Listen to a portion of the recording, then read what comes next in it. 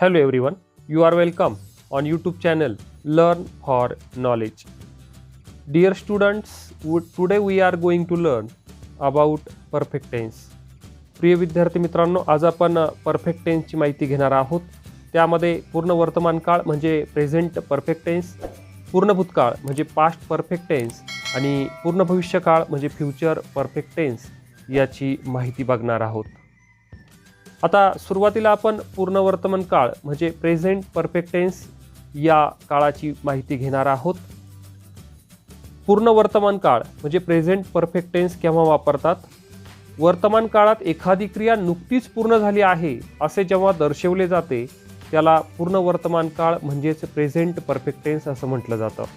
आता याची स्ट्रक्चर, याची रचना कशी आहे? सुरुवातीला सब्जेक्ट म्हणजे कर्ता असतो, त्यानंतर हॅव किंवा हॅज असतो सब्जेक्टनुसार आणि त्यानंतर क्रियापदाचं तिसरं रूप यामध्ये वापरलेलं असतं.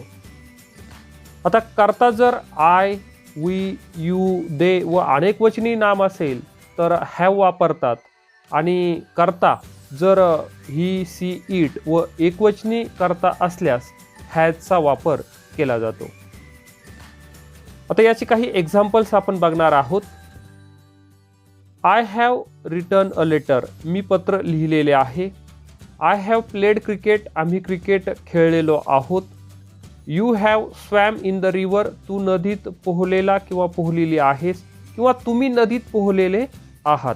आता यू हा एकवचनासाठी वापरतात आणि अनेक वचनासाठी सुद्धा वापरतात, हे आपण शिकलेलो आहोत.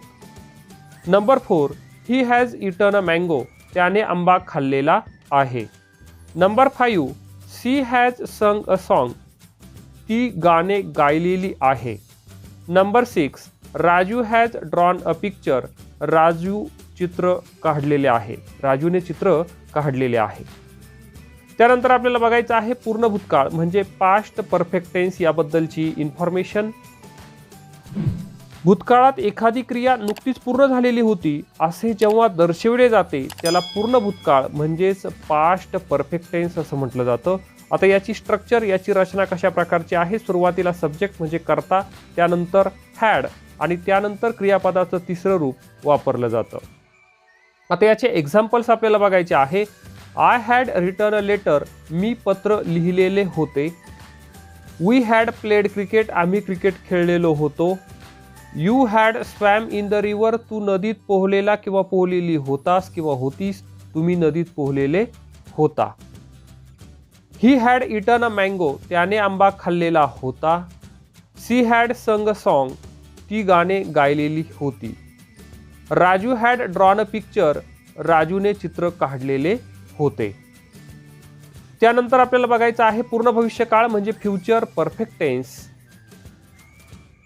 भविष्यकाळात एखादी क्रिया पूर्ण झालेली असेल असे जेव्हा दर्शविले जाते त्याला पूर्ण भविष्यकाळ म्हणजेच फ्युचर परफेक्ट टेन्स असं म्हटलं जातं. याची स्ट्रक्चर, याची रचना कशा प्रकारची आहे बघा.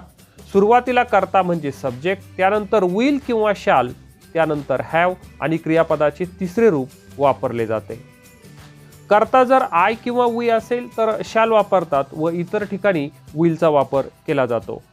आता एक्झाम्पल्स आपल्याला बघायचे आहे. I shall have written a letter, मी पत्र लिहिलेले असेन. We shall have played cricket, आम्ही क्रिकेट खेळलेलो असू.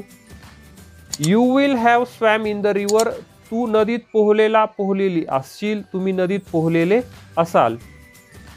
ही will have eaten a mango, त्याने आंबा खाल्लेला असेल. सी विल हॅव संग अ सॉन्ग, ती गाणे गायलेली असेल. Raju will have drawn a picture, राजूने चित्र काढलेले असेल. Thanks for visiting to our channel. Please like, share and subscribe our channel.